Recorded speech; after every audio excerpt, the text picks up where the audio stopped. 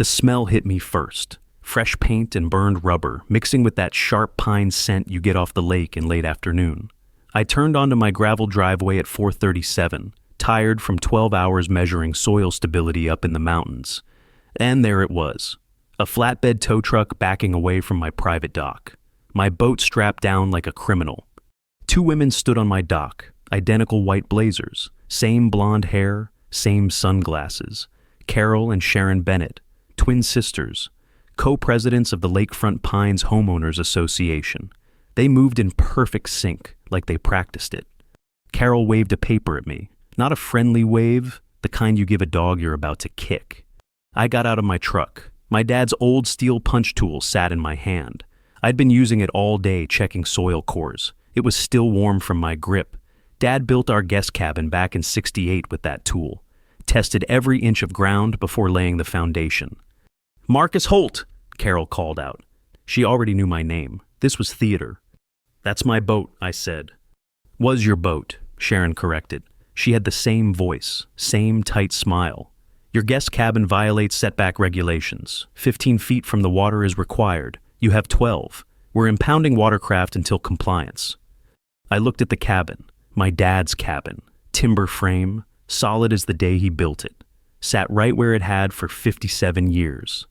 "This cabin was here before your regulation existed." "Doesn't matter," Carol said. She tapped her tablet. "New compliance audit. Board voted last month. You weren't present." "Didn't get notice." "Email bounce back. Not our problem." Sharon smiled wider. "Also, you owe $12,600. The number hit me like cold water. "For what?" "Lakefront Conservation Fund membership. Mandatory for guest structure owners. Retroactive to 2022. Carol showed me the tablet. Columns of numbers, my name at the top. Plus $850 per week penalty until your cabin meets code. 3 years. They'd gone back 3 years and invented a fee. My jaw tightened. "This is extortion." "This is community stewardship." Sharon's smile never moved. "We know a buyer. Good price for your lakefront parcel. 60% market value. Quick sale. Problems disappear." So that was it. They wanted my land. The tow truck rumbled past me, my boat swaying on the flatbed. I'd had that boat 11 years. Emily learned to water ski behind it. My daughter, 16 now. Her mom died 5 years back. Cancer. It's just the two of us. "I'm not selling," I said. Carol made a note on her tablet. "Your choice. Clock starts today. $850 per week, plus the 12.6. Payment due by month's end, or we file liens." They walked away in perfect step, white blazers bright against the dark pines. I stood there holding Dad's punch tool. The steel was still warm, but my hand had gone cold. If you're watching Karenology, you know this feeling. That moment when you realize someone with a clipboard thinks they own your life. I went inside the cabin, ran my hand along the doorframe. Dad had carved our initials there. MH for me, JH for him. The wood was smooth from decades of hands, solid, no rot, no sag. This place would outlast all of us. My phone buzzed. Text from my assistant Liam, Irish guy, early 30s, covered in tattoos. Used to work oil rigs before he switched to geology. Rough around the edges, but loyal. "Boss, saw the tow truck. What happened?" I texted back, "Bennett sisters, made up some setback violation." 3 dots, then, "Those twins, heard stories, bad news." "Coming in tomorrow," I typed. "Need you to run soil samples, full property line." "Copy that." I sat down on the cabin steps. The lake was glass smooth, sunset turning everything gold. This was my favorite time of day. Used to sit here with Emily when she was little. She'd count boats, make up stories about where they were going. Now she was in high school, swimming team, scholarship potential. We needed that scholarship. Medical bills from her mom had cleaned me out. I'd started renting the cabin on Airbnb last year, just 4 times. Enough to cover the house roof repair. $3,200 total. Apparently that made me a criminal. My phone rang. Didn't recognize the number. "Holt." "Mr. Holt, this is David Clark, environmental consultant. The Bennett sisters asked me to inspect your property tomorrow, 9 a.m. Please be available." Environmental consultant, right. What are you inspecting? Water quality, septic compliance, standard procedure.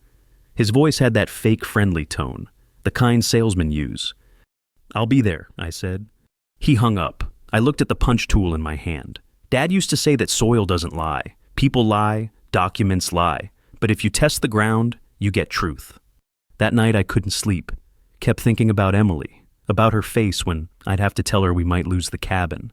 This was her mom's favorite place. We scattered the ashes out on the dock. Emily came here when she needed to feel close to her. Around 2 a.m. I got up, made coffee, sat at my laptop, started searching property records. The county website was ancient, slow, but I found the original deed from 1968. There it was, John Holt, my dad. Legal purchase, all permits filed. Then I found something strange. A property line survey from 2021, 2 years ago. The Bennett sisters dock, new construction, cost listed at $120,000. Fancy thing, cedar wood, covered boat slips. I pulled up the building permit, stamped approved, no inspection notes. That was weird. A dock that expensive should have required Army Corps of Engineers approval, federal wetlands regulations. Anything deeper than 10 feet needs a permit. Did they get one? I made a note, checked the clock, 3:17 a.m., had to be up in 4 hours, but my brain was wired now. That feeling you get when something doesn't add up. When you're a geologist, you learn to trust that feeling. Anomalies matter. They're where you find the truth. I thought about the punch tool again, about Dad testing every inch of ground, never rushing, never assuming. The cabin was safe. I knew it in my bones, which meant the Bennett sisters were lying.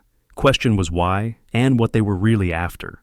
Outside, an owl called. The lake whispered against the shore, and somewhere in the darkness I could feel it, the shape of something buried, something that didn't belong. Come morning, I was going to start digging. Liam showed up at 7:30 with his truck bed full of gear, core samplers, GPS unit, ground-penetrating radar. He hopped out wearing a Dropkick Murphy's shirt and work boots that had seen better days. "Morning, boss. Where we digging?" I pointed at the property line between my cabin and the Bennett sisters' place. "Start there. I want samples every 10 feet, full-depth profile." He squinted at me. "You think they messed with the boundary?" "I think something's buried that shouldn't be." Liam grinned, loved a good mystery. "Let's see what's hiding." We set up the first core sampler near the cabin. The ground was soft from spring runoff. Easy drilling. Liam worked the hand auger while I logged coordinates. 6 feet down, he stopped. "Got something." I knelt beside him. The soil core showed normal layers until 5.5 feet. Then concrete, chunks of it, rebar fragments, construction debris. "That's not natural," Liam said. I checked my notes. Cabin foundation is 8 feet down. This debris is above it, younger. Someone buried construction waste? Looks like. I stood up, brushed dirt off my jeans. "Keep going. I want samples all along this line." By 9 a.m. we had 4 cores. All showed the same thing. A layer of buried construction debris running parallel to the property line. Tons of it. Someone had dug a trench and dumped concrete instead of paying for proper disposal. That's when David Clark arrived. He drove a silver Prius, clean, new. He got out holding a clipboard and a water testing kit. Early 40s, thinning hair, nervous smile. The kind of guy who apologizes too much. "Mr. Holt, David Clark, thanks for meeting me." I didn't shake his hand. "Let's get this over with." He walked to the water's edge near my cabin, knelt down, took out glass vials, started filling them with lake water. Very official, very performative. "What exactly are you testing for?" I asked. "Nitrates, phosphates, coliform bacteria, standard environmental screening." He labeled each vial carefully. "The association is concerned about septic leakage from older structures." "My septic was inspected 2 years ago. Passed." "I'm sure it did." That fake smile again. "This is just precautionary." Liam walked over, stood beside me, arms crossed. He's a big guy.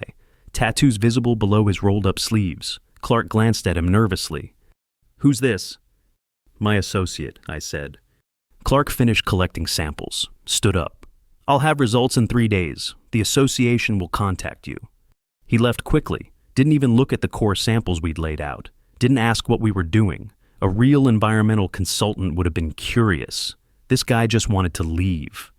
That dude's full of it, Liam said. Agreed, keep sampling. By noon, we'd mapped the entire debris field. It ran from the Bennett sisters' property line straight through 20 feet of my land. GPS coordinates showed it originated near their dock foundation. Boss, Liam said, I think I know what happened. They built that fancy dock 2 years ago, had to excavate deep, generated tons of concrete waste. Instead of paying disposal fees, they buried it here, on your land. Made sense? Disposal costs for that much concrete would be $4,000 or $5,000. Why pay when you can just dump it on the neighbor's property at night? Can we prove it? I asked. GPR scan, ground-penetrating radar. Show exactly where it came from. Do it. While Liam set up the radar, I drove into town. Needed to check county records. The building inspector's office was in the old courthouse. Smelled like floor polish and old paper. The clerk was a woman named Patricia, 60-something, glasses on a chain. She'd worked there 30 years. Help you? I need to see the permit file for a dock. Bennett property, Lakefront Pines. She typed into her computer. Slow, two-finger method. Bennett, Carol, and Sharon? That's them. More typing. She frowned. Permit approved, September 2021. Inspection waived, marked as minor repair work. Minor repair? It's a $120,000 dock. Patricia looked over her glasses at me. Inspection waived means someone called in a favor. Happens more than it should. She lowered her voice. Between you and me, those Bennett women have friends in the planning department. Anyone check if they needed a federal permit? Army Corps? Her frown deepened. Should have. Anything over 10 feet depth in wetlands needs Corps approval. Says here dock depth is 8 feet. She clicked through screens.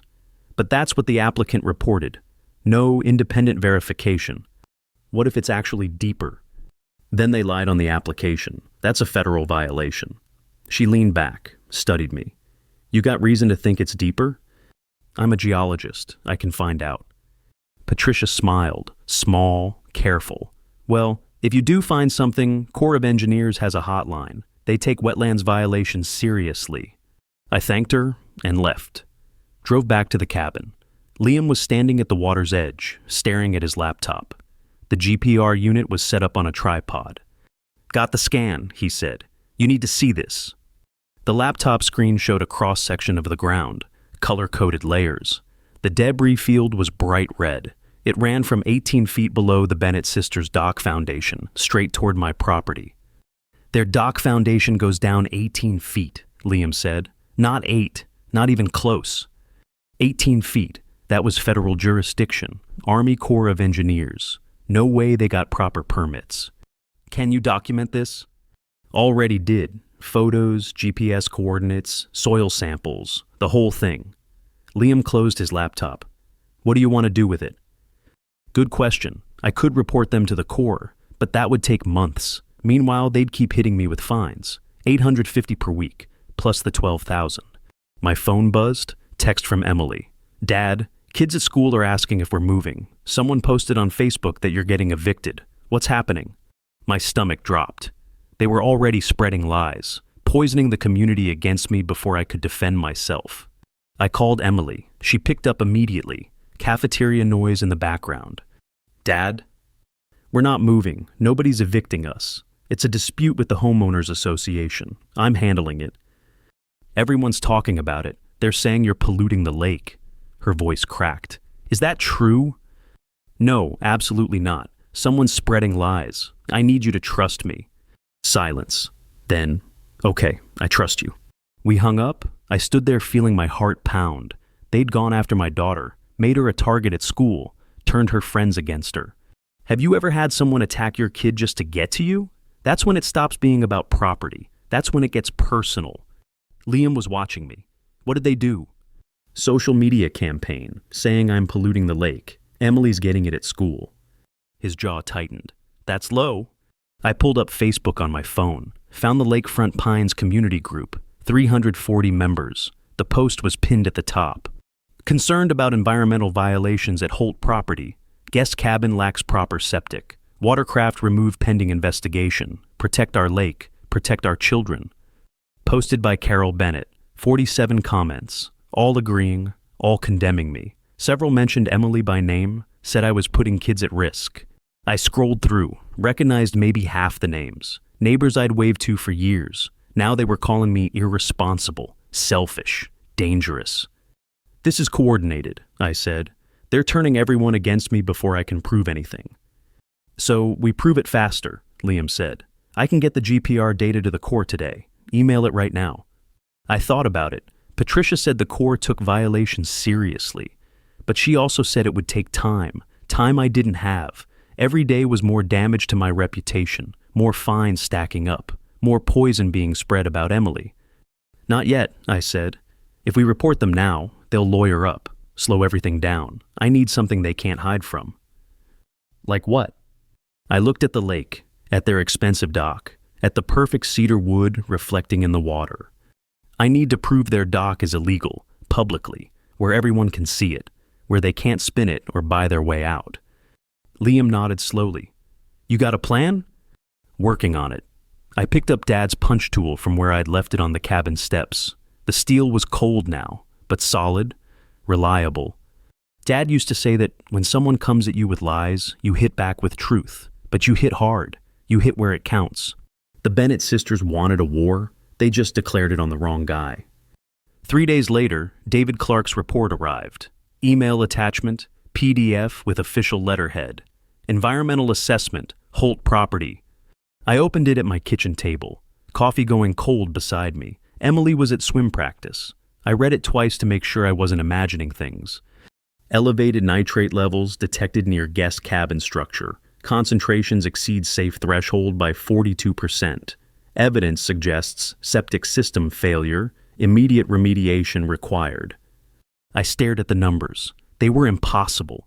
My septic had been inspected 18 months ago by a licensed contractor. System was sound. No leakage, no issues. This was fabricated. I called Liam.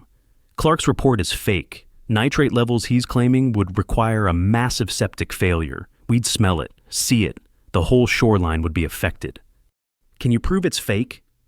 Not without an independent test. That takes time and money. I rub my eyes. They're moving fast, burying me under fake evidence before I can respond.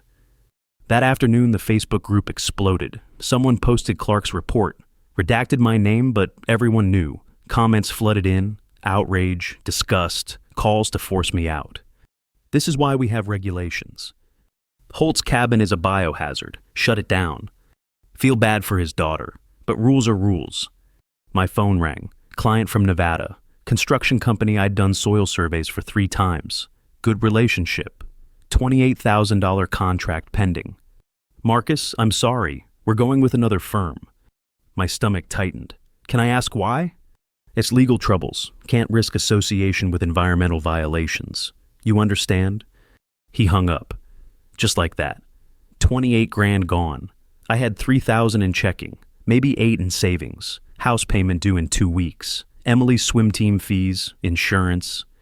The walls were closing in. That night, Emily came home quiet, wouldn't look at me. She dropped her swim bag and went straight to her room. I followed. She was sitting on her bed, staring at her phone, tears on her cheeks. They kicked me off the relay team. I felt something break inside my chest. What? Why? Coach said parents complained, said my presence creates a hostile environment. Because of the lake thing. She wiped her face. They're saying you're destroying the ecosystem, that I benefit from your crimes. I sat beside her, wanted to put my arm around her, but she pulled away. This isn't fair, she whispered. Mom loved that cabin. We spread her ashes there. Now everyone's saying it's poison. It's not poison, it's lies. Then why won't they stop? She looked at me, 16 years old and so tired. Dad, maybe we should just sell, move somewhere else, start over. No. Why not? Why keep fighting when everyone hates us? Because some things don't burn, I wanted to say. Because your grandfather built that cabin with his hands and your mother's memory lives there, and they don't get to take that from us with lies. But what I said was, because running away teaches you the wrong lesson. It teaches you that bullies win if they're loud enough. That's not the world I want you to live in. She didn't answer, just turned back to her phone. I left her room feeling like I'd failed some crucial test. I went outside, stood on the porch. The Bennett sisters' dock was lit up across the water. Bright LED lights, beautiful, expensive, built on 18 feet of illegal foundation and buried crimes. My phone buzzed. Text from an unknown number. Mr. Holt, this is Ray Turner. We haven't met. I'm a neighbor down the shore. Used to fish with your dad back in the 80s. Need to talk to you. Private, tomorrow morning, Pinecone Cafe, 7 a.m. I stared at the message. Ray Turner. Name didn't ring a bell, but he knew my dad. That counted for something. I texted back. I'll be there. Sleep didn't come easy. I kept thinking about Emily's face, about the relay team, about how far the Bennett sisters would go. They'd manufactured evidence, turned the community against us, targeted my daughter. And I still didn't have a way to stop them. Around 3 a.m. I got up, went to the cabin, sat on the steps where Dad used to sit. The punch tool was beside me. I picked it up, felt the weight. What would you do, Dad? How do you fight people who control everything? The lake whispered. No answers, just water moving in darkness. Morning came, gray and cold. I drove to Pinecone Cafe at 6:45. Small place, locals only. Smelled like bacon grease and burnt coffee. Perfect. Ray Turner was already there. Back booth, old guy, late 60s, gray beard, flannel shirt, weathered face. He waved me over. Marcus, sit. I slid into the booth. You knew my dad? Knew him well. John Holt, good man, honest man. Ray pushed a manila envelope across the table. Before he died, your father and Roger Bennett built something together. The first community dock for Lakefront Pines, 1985. Roger Bennett, the sister's father. Roger and John were friends, Ray continued, co-founders of the Homeowners Association, equal partners. They had a vision, community access, fair rules, no power trips. I opened the envelope. Inside was a photograph, faded, 2 men standing beside a newly built dock, shaking hands. My dad on the left, younger, stronger. The other man must be Roger Bennett. I flipped it over, handwriting on the back. John Holt, honorary founding member, Lakefront Pines HOA. Perpetual lakefront rights granted. RB. My heart started pounding. Perpetual rights? Your father helped establish this community. Roger promised him that the Holt family would always have access, always be protected. Ray leaned forward. When Roger died in 2015, his daughters took over. First thing they did, destroyed the old meeting minutes, erased the founding documents, rewrote the history. Why? Money, control.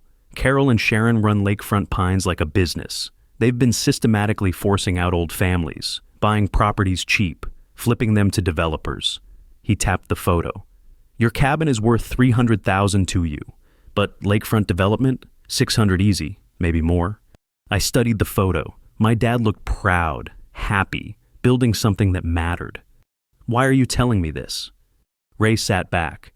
Because I'm tired of watching them destroy what John and Roger built, and because you're John's son. You deserve to know the truth. He paused. There's more. County archives. If you look hard enough, you'll find the original HOA charter. The one they thought they buried. It lists your father as co-founder. That designation gives you certain rights, protections they can't override. Where do I find it? County clerk's office, basement archives. Ask for Patricia. Tell her I sent you. Ray stood up, dropped a 20 on the table. Your dad would be proud of you, Marcus. Don't let them win. He left before I could thank him. I sat there holding the photo, my dad's face looking back at me through 40 years. Suddenly the fight wasn't just about property. It was about legacy, about honoring the man who built something real in a world of fake people. I drove straight to the county courthouse, found Patricia. She remembered me. Ray Turner called, she said. Said you'd be coming, follow me. She led me to the basement, rows of file cabinets, dust everywhere. She pulled open a drawer marked 1980, 1989, flipped through folders, stopped. Here, Lakefront Pines HOA, original charter, filed 1984.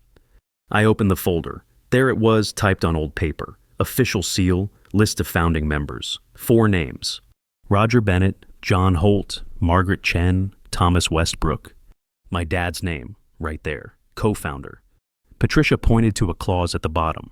Founding members and their direct descendants maintain permanent good standing, cannot be removed or sanctioned except by unanimous vote of all living founders. I read it 3 times. This means they can't find me, can't take my boat, can't force me out.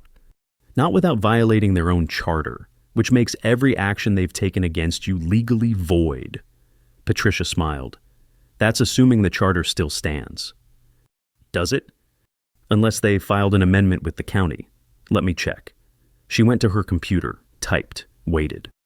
No amendments on record. Original charter is still active.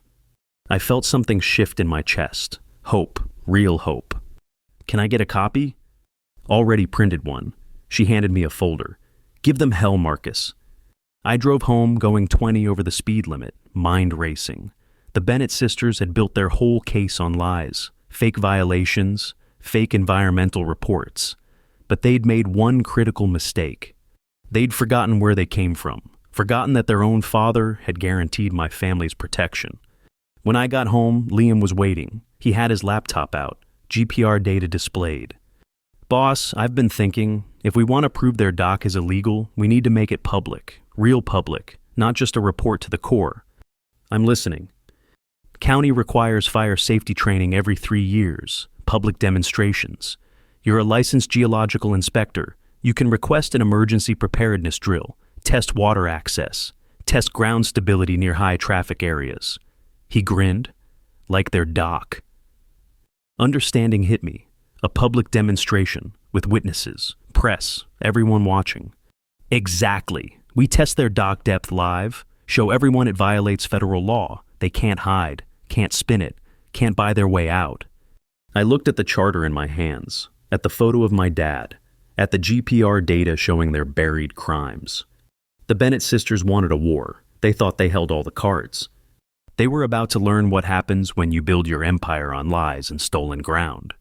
The next morning, I filed the request with County Emergency Services, public safety drill, lakefront disaster preparedness, required by law every 3 years. We were overdue. Captain Luis Hernandez called me 2 hours later, fire department chief, 50 years old, calm voice, professional. Holt, got your drill request. You understand this requires full community participation? That's the point. We need to test water access, dock stability, ground integrity near high traffic areas. Silence on his end. Then, this wouldn't have anything to do with the Bennett situation, would it? It has everything to do with making sure our community is safe. If structures were built without proper permits, that's a fire department concern, isn't it? Another pause. Put it this way. If your drill reveals safety violations, I'm obligated to report them. You prepared for that? Absolutely. All right, we'll do it Saturday, 10 a.m. I'll notify residents. This better not be a waste of my time. It won't be. I hung up and immediately called Liam. We're on. Saturday morning. Public drill. Time to shine, boss. The next 3 days were brutal. The Facebook group went nuclear when the drill announcement posted. Carol Bennett demanded to know why it was necessary, called it harassment, said I was abusing my inspector credentials. But Captain Hernandez backed me up, posted in the group, drill is mandatory, county requirement, all lakefront residents expected to participate. Thursday afternoon, my lawyer called. I didn't even know the Bennett sisters had contacted a lawyer until mine reached out. Marcus, they're threatening to sue for defamation, claiming you're spreading false allegations about their dock. I haven't said anything publicly about their dock. They're getting nervous. That's good. Means they know something's coming. He paused. You sure about this drill approach? Could backfire. I'm sure. All right, I'll be there Saturday, as a witness. Friday night, Emily asked if she could come to the drill. I wanted to say no, keep her away from the conflict. But something in her eyes stopped me. Why do you want to come? Because everyone at school thinks you're a liar. I want to see you prove them wrong. My throat tightened. Okay, but stay with Liam. Whatever happens, stay back. Saturday morning arrived cold and gray, clouds threatening rain. I got to the lakefront at 8:30.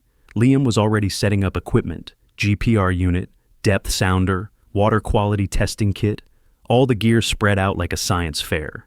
Residents started gathering at 9:45, maybe 60 people. Some I recognized. Most were strangers. They stood in clusters, whispering, pointing at me, not friendly.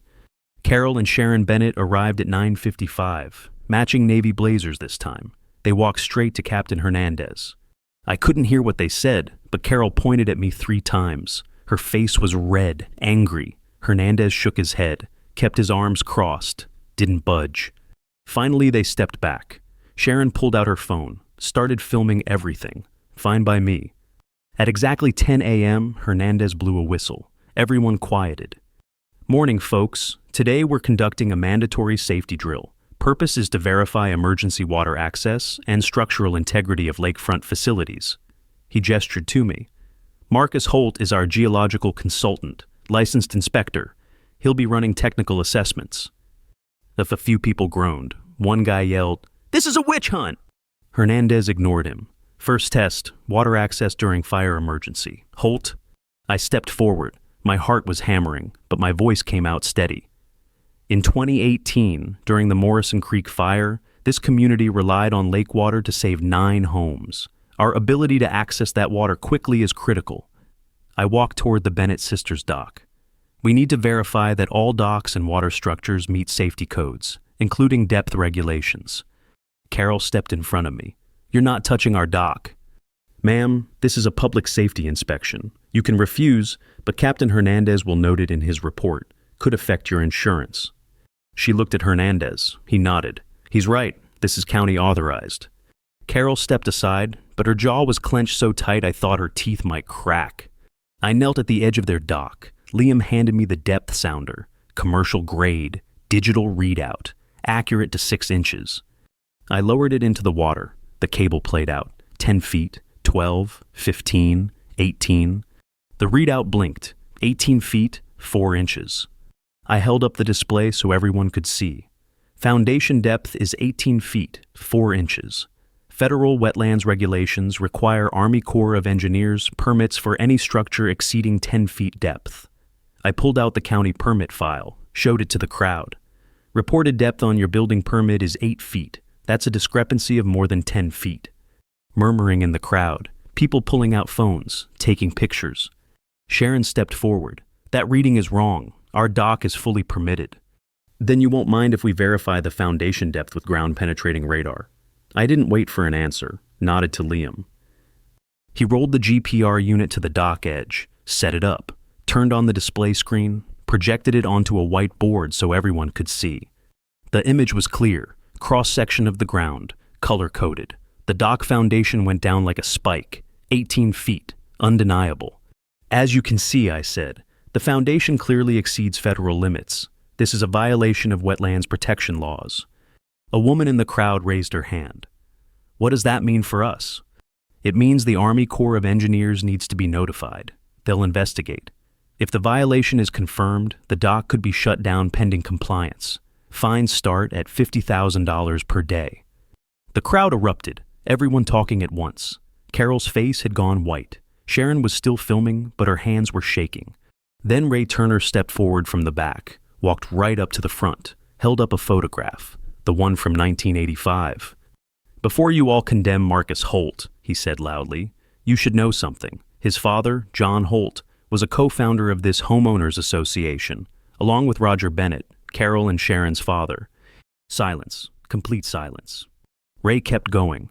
"When Roger died, his daughters took over. First thing they did was destroy the old meeting minutes, erase John Holt's name from the records. Why? Because founding members have protections, rights that can't be overridden." He held up another paper, the charter. "I have the original county filing right here. John Holt, co-founder, which means his family has perpetual lakefront rights. Everything Carol and Sharon have done to Marcus is illegal under their own rules."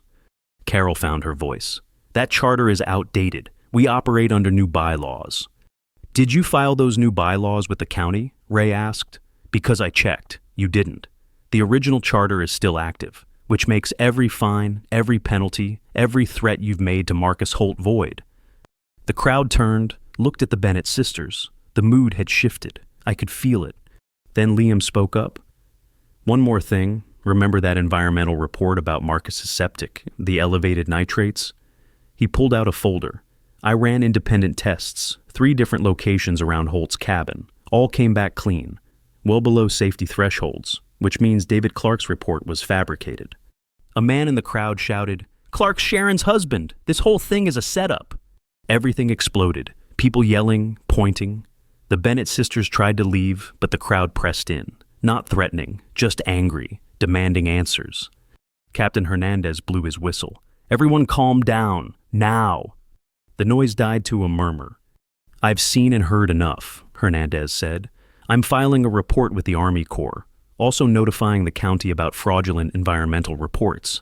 As for the HOA situation, that's civil, but from a public safety standpoint, the Bennett dock is under review effective immediately."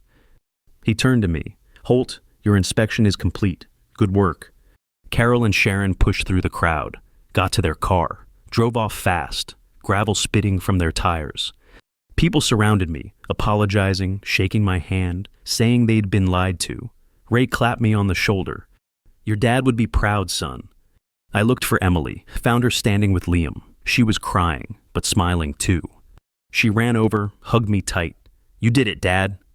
"We did it." The crowd slowly dispersed. By noon it was just me, Liam, and Emily. We sat on my dock, the real one, looking out at the lake. My phone buzzed, text from an unknown number. "This is Grace Novak, Army Corps of Engineers. Received report about Bennett Dock. Inspector will be on site Monday. We take wetlands violations very seriously. Thank you for bringing this to our attention." I showed Liam. He grinned. Boom! But I felt hollow, tired. The fight wasn't over. The Bennett sisters would lawyer up, drag this out. And even if we won, even if everything went our way, I'd still lost clients. Emily had still been kicked off the relay team. The damage was done. "Dad?" Emily was watching me. "You okay?" "Yeah, just thinking." "About what?" "About how winning doesn't erase the cost. About how your mother should be here to see this. About how I wanted to crush the Bennett sisters completely, but all I felt was exhausted." What I said was about what comes next. The lake was dark under gray clouds. Rain started to fall, light at first, then harder. We sat there getting wet. None of us wanted to move. Sometimes victory feels like relief. Sometimes it feels like the moment before everything changes again. I gripped Dad's punch tool. The steel was cold and slick with rain. The war wasn't over, but we'd won the battle, and sometimes that's enough to keep going. Monday morning, Grace Novak arrived at 9 sharp. Army Corps of Engineers, 40 years old, short dark hair, federal credentials on a lanyard, all business. She walked the Bennett property line with instruments I recognized. Depth sounders, GPS markers, soil probes. Took her 3 hours, didn't speak to anyone. Just worked. I watched from my cabin porch, drinking coffee, trying not to hope too hard. At noon she knocked on my door. "Mr. Holt, Grace Novak, I've completed my preliminary assessment." She had a tablet, pulled up photos. "The Bennett Dock Foundation is confirmed at 18 feet, 2 inches. No federal permit on file. This constitutes a clear violation of wetlands protection regulations." "What happens now?"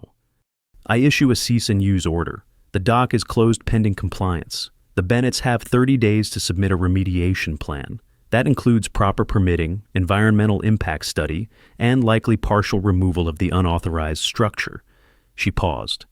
"The fines start at $28,000, could go higher depending on environmental damage assessment." 28,000, the number hit different hearing it from a federal officer.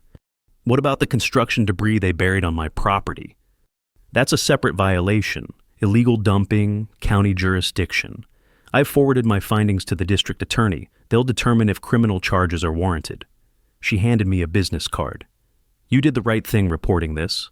Most violations go unreported because people don't want conflict, but wetlands protection matters." She left. I stood there holding her card, feeling strange, vindicated but empty. That afternoon, the county sent a removal crew. They dug up the construction debris from my property. Took 8 hours, filled 2 dump trucks, 1,100 pounds of concrete and rebar, all tagged as evidence. The bill went to the Bennett sisters, $4,200. Tuesday, the HOA held an emergency meeting. I didn't want to go, but Liam convinced me. "You need to see this through, boss. Finish it." The community center was packed, 70 people, every chair taken. Carol and Sharon Bennett sat in front, alone, no one near them, isolated. Ray Turner stood up first. I'm calling for a vote of no confidence in the current board leadership, based on fraudulent environmental reports, illegal fines, and violations of the original HOA charter. Second, someone called out. The vote wasn't even close, 63-7. The Bennett sisters were out. Carol stood up. Her face was stone. This is a mistake. We've managed this community for 6 years, increased property values, maintained standards. You mean you ran it like a criminal enterprise, Ray said, forcing out families to flip their properties, fabricating violations. You forgot what this place was supposed to be. Sharon pulled her sister toward the door. They left without another word. The room stayed silent until their car drove away. Then everyone started talking at once. The new interim board was elected that night. Ray Turner as president, Margaret Chen's daughter as treasurer, a younger couple as members at large. They voted unanimously to restore my founding family status, dropped all fines, returned my boat the next day. Wednesday morning, my phone rang. The Nevada Construction Company. Marcus, this is Bill. I heard what happened up there. Full story. I was wrong to pull our contract. If you're still available, the job's yours. $28,000. Plus, I'm adding a bonus for what you went through. Thursday, Emily's swim coach called her. Emily, we made a mistake. You're back on the relay team. We'd love to have you. Emily asked if she could think about it. She didn't say yes right away. That surprised me. Why not? I asked her that night. Because they only want me back because you won, not because it was the right thing. She looked at me. 16 years old, but wise beyond her years. I don't want to swim for people who only respect me when I have power. I didn't know what to say to that, so I just hugged her. Friday afternoon, Grace Novak called again. Mr. Holt, the Bennetts have submitted a compliance plan. They're proposing to modify the dock foundation, reduce depth to 9 feet. Cost estimate is $140,000. She paused. Their bank has frozen their credit line. The loan covenant requires no pending federal violations. They may not be able to afford the repairs. What happens then? A forced sale. The property goes on the market. They'd lose everything. I sat with that. Carol and Sharon Bennett, about to lose their home, their business, everything. I thought about their father, Roger Bennett, standing beside my dad in that photograph, building something together, friends. Ms. Novak, is there a waiver process? A way to reduce the fines if they comply voluntarily? Silence on her end. There is, but why would you advocate for them after what they did? Because their father and my father were friends. Because destroying them doesn't fix anything. And because my daughter's watching how I handle this. More silence. Then, I can offer a settlement. If they complete remediation within 60 days and pay a reduced fine of $5,000, we'll close the case. No criminal referral. That's generous. That's what discretion looks like. I'll send the offer. I hung up, stared at Dad's punch tool on my desk.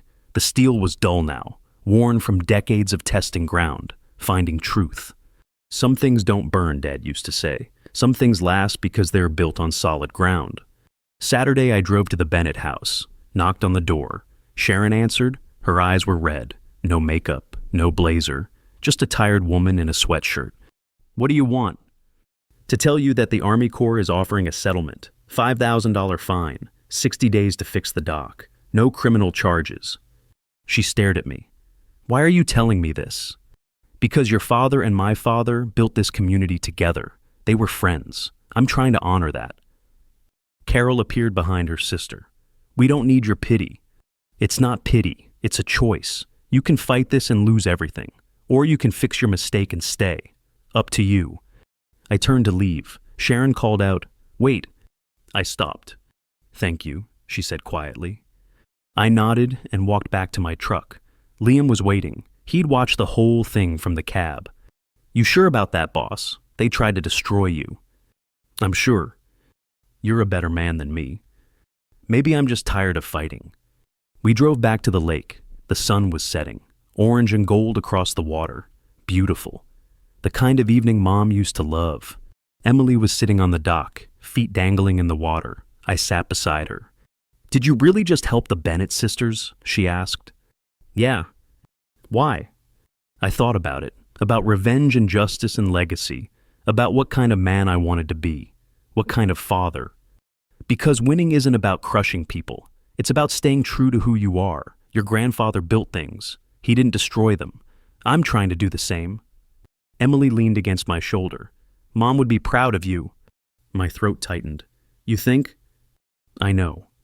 We sat there as the sun disappeared. The lake turned dark. Stars came out. Across the water, the Bennett dock sat empty, waiting for repairs, waiting for redemption. 3 weeks later, Ray Turner stopped by, brought a 6-pack of beer. We sat on my porch. The Bennetts accepted the settlement, he said. They're fixing the dock, paid the fine, staying in the community. Good. You know, people think you're crazy, helping them after everything. People thought I was crazy for fighting too. Can't please everyone. Ray laughed, opened a beer. Your dad used to say something. You remember it? Which thing? He'd say that the hardest soil to test is the ground you're standing on. You can measure everything else, but what's beneath your own feet? That takes real courage to examine. I took a drink, let that sink in. Yeah, he said that. He was talking about character, about looking at yourself honestly. Most people can't do it. Ray clinked his bottle against mine. You did it, Marcus. Faced what you're made of. Didn't like all of it probably, but you faced it. We drank in silence, comfortable, the kind of quiet between people who understand each other. A month later, Emily decided to rejoin the relay team, not because they asked, but because she loved swimming. She didn't do it for them. She did it for herself. The Nevada job went smooth, $28,000 plus the bonus, paid off my debts, fixed the cabin roof, put some away for Emily's college. The Bennett sisters and I don't talk, but sometimes I see Sharon at the grocery store. She nods, I nod back. That's enough. The lakefront community is different now. Ray runs the board fair. No more shakedowns, no more manufactured violations. People actually know each other again, help each other. Emily graduates high school next year, got a swimming scholarship to UC Davis, full ride. She wants to study environmental science, protect places like this lake. Me, I still do soil surveys, still test ground, still look for truth in the dirt. And every evening I sit on the cabin steps, hold Dad's punch tool, feel the weight of it, the history. Some things don't burn, not because they're fireproof, but because they're built on something real, something that goes down deep, past the lies, past the noise, down to bedrock. That's what my father taught me. That's what I'm teaching Emily. And that's worth more than winning. That's worth everything. The lake whispers against the shore. The stars come out, and I'm home.